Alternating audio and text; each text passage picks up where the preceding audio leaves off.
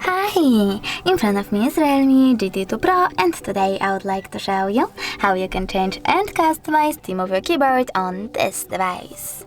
Firstly, go into Settings and scroll all the way down. Then select System Settings and Keyboard and Input Method. Then select Keyboard over here and tap on Theme. Now you can click on Show More and select one of those themes by tapping on the best one for you. I will go with that one. Managing keyboarders by tapping on the switcher and selecting Apply. As you can see now, when I go back, theme of my keyboard has changed. But you can always customize it in the same settings by going into My Themes over here, tapping on the plus icon and selecting photo that you wish to apply. Following that, pinch it to scale and drag it to move. When you're ready, select Next and adjust brightness by swiping left or right.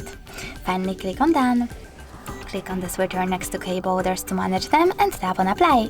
Then when I go back, as you can see, theme of my keyboard was successfully customized with an image.